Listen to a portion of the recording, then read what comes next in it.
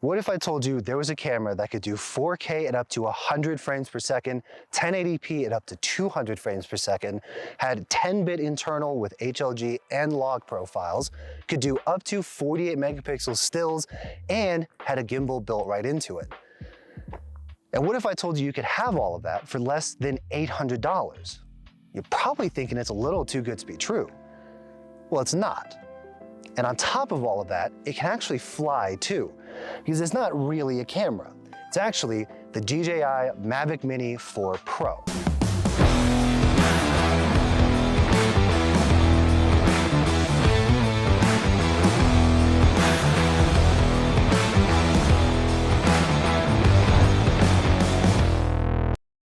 So like I said earlier, this is the DJI Mavic Mini 4 Pro, and with an emphasis on that Pro part, because all of the specs that you find on this drone are genuinely specs that you would find on a pro level camera. But unlike a camera, it's incredibly light, can fit in your pocket, and can fly. So let's talk about some of the highlights of this drone and why you might want to go pick one up. And let's start with some of the video specs.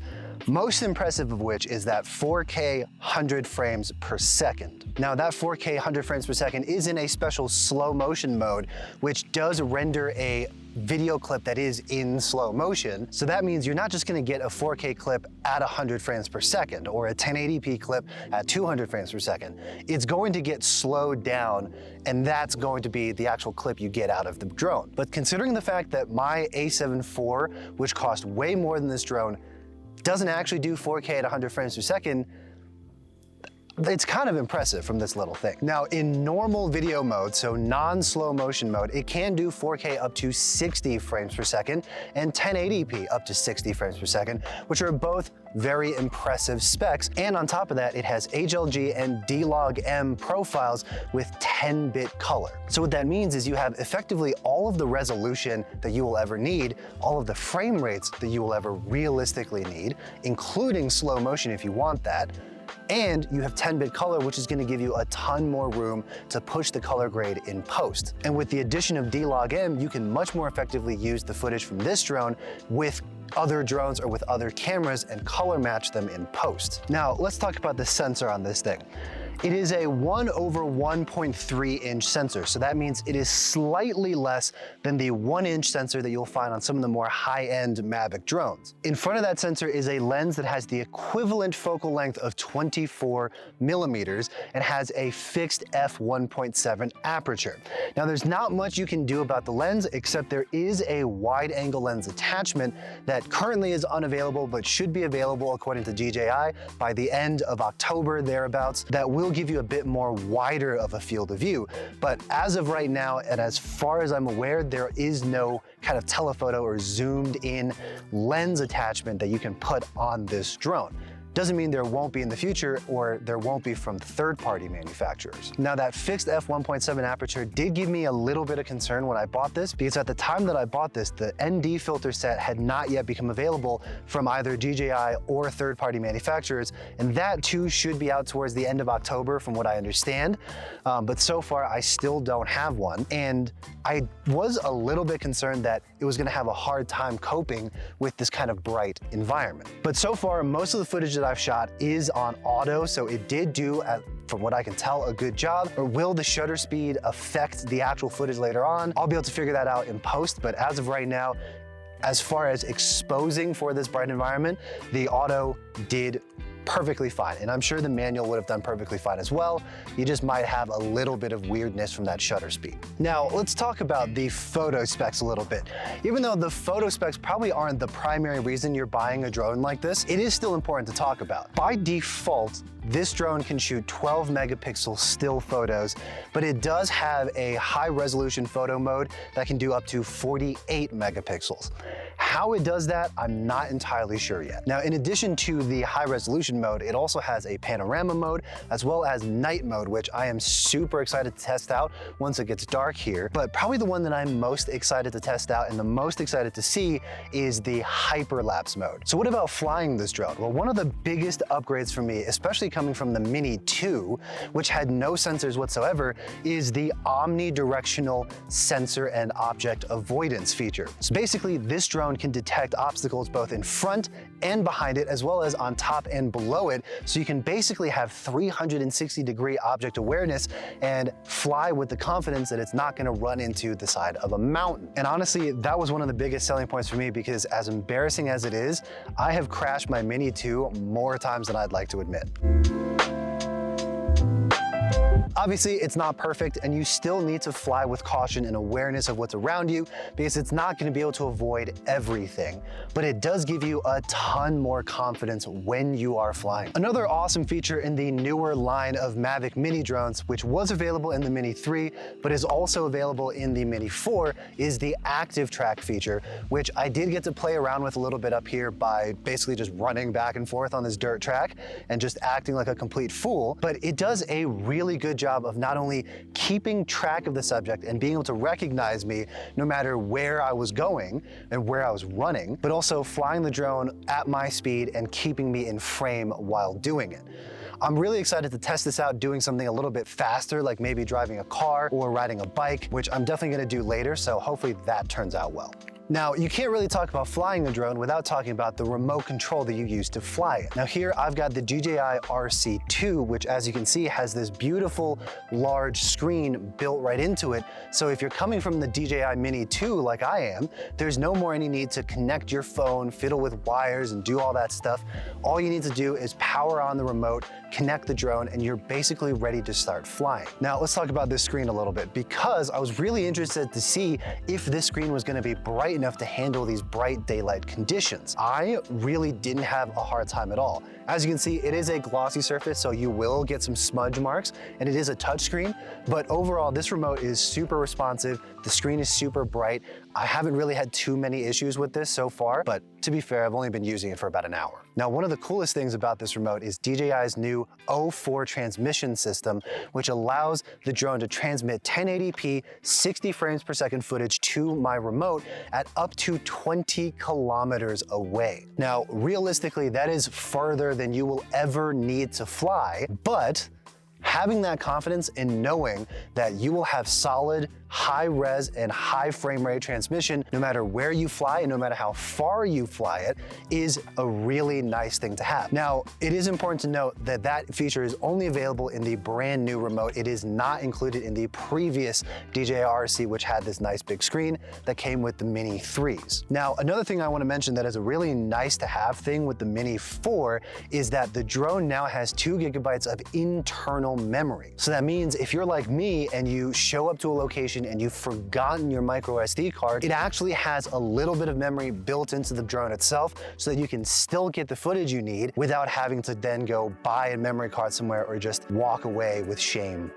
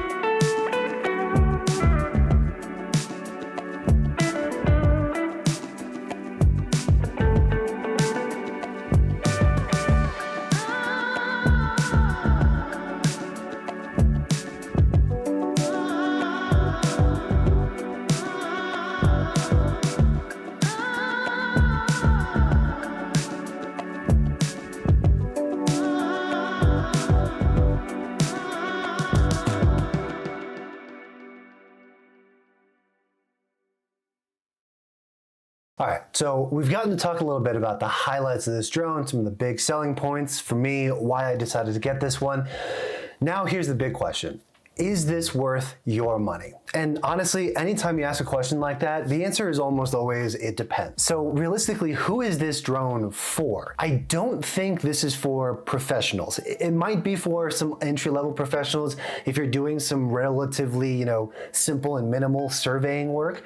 But if you are a professional, you're actually, taking real estate photos, you're taking surveying photos, you're doing proper professional stuff, I don't know if this drone will be enough to satisfy your requirements. For someone like me that is a wedding photographer, occasionally does wedding videos and needs, a few aerial shots here and there, but primarily will be using the drone for content creation, YouTube videos, travel, things like that, this was the perfect drone for me. The fact that the Mini 3 and the Mini 4 both have true vertical modes kind of alludes to the fact that both of those drones, at least the Mini series of drones, are more geared towards content creators who, need to create reels and vertical content. So for me, I opted to get the Fly More combo, which gets you not only the drone, but it also gets you 2 extra batteries. Now, I did get the standard batteries, not the extended ones. The extended flight batteries will cost you a little bit more on the Fly More kit, but the Fly More kit does come with this handy kind of sequential charger for all 3 of the batteries, and it holds them nice and neatly.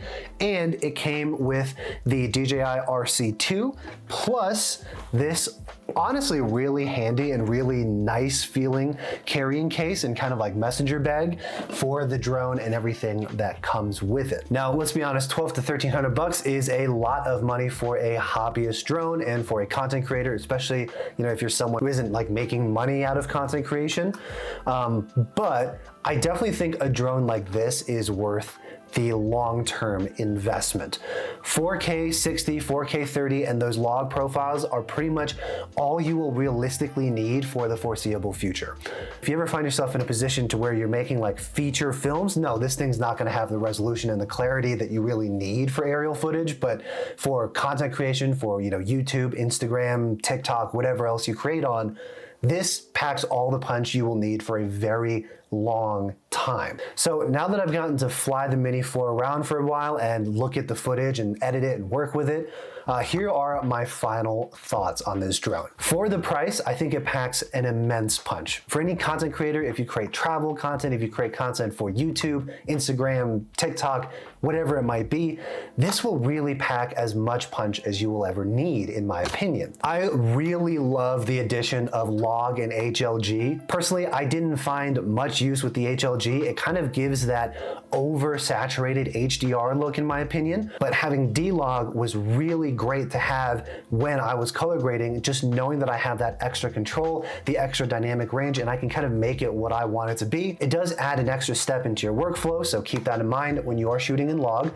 But if you're looking to get extra dynamic range and not have it be overblown or oversaturated, I definitely think the log is worth it for the video. Now, another thing that really impressed me was the night mode. Now, earlier in this video, there were some clips from Denver at night that I took using the night mode on this drone. A couple key things to note is that it is going to come out looking a little bit grainy. It's just not going to be as clear as daytime footage because it's essentially just pushing the ISO. On top of that, you will lose like the D-Log profiles, you will lose the different color profiles. Now, another thing that you will lose, whether you're flying in night mode or in sport mode, is that obstacle avoidance. Just keep that in mind when you are flying at night. It's going to be a little bit tougher to see what obstacles might be in your way, so make sure you're in a clear area. I was very careful to be in like a clear park, made sure there was no power lines where I was taking off, and that I was flying well above any power lines or potential buildings or anything like that before I actually let it just kind of do its own thing. Now, coming from the older Mavic Mini, I do love the addition of that hyperlapse mode. I think there are so many cool and creative things you can do with the hyperlapse mode, and I can't wait to explore that more. Now, before you go out and spend your hard-earned money on this thing, I do have a couple of things I want to mention that I didn't like about this drone. Here's the thing, from the air, most things are going to look like they're already slow motion, or you're just not really going to be able to see motion beyond what your drone is moving. So what that means is unless you're flying really close to something in motion or something is moving really, really fast, it's not really clear that your clip is in slow motion. For example, if you're doing like tricks on a snowboard or tricks on a bike, or you're doing something that is really kind of action-packed and fast-moving, then you're gonna be able to get a lot out of that slow motion. But if you're not realistically gonna be filming those types of things, which I'm not really gonna be filming that very often, I wouldn't buy this drone just for that 4K 100, because you're not gonna get as much out of it as someone that does like action sports or something like that. Now, another thing that I will mention before you go out and buy this drone is that advertised 48 megapixel photo capability. Now, that number in and of itself is very impressive, but in my experience in the photos that I've taken at 48 megapixel mode versus 12 megapixel mode, I haven't noticed a huge difference in normal viewing conditions. If you are using this drone to take aerial photos that you think you're gonna get blown up really, really big, you probably wanna look at some of the more high-end drones with true higher resolution sensors and the drones from DJI with 1-inch sensors versus this one, because you are going to notice some like fuzziness, some graininess, even in the high resolution photo mode. It's just not quite the same as like a high resolution camera. So what do you guys think? Is this drone worth the money? And are you gonna go out and pick one up yourself? If so, I'd love to hear why. If not, I would love to hear why as well down in the comments below. And that's pretty much it, guys. If you found this video helpful, please hit that like button down below. If you wanna see more content like this, more photography related content, please hit that subscribe button and turn your notifications on so you know when the next one comes out. And with that, I'll see y'all in the next one.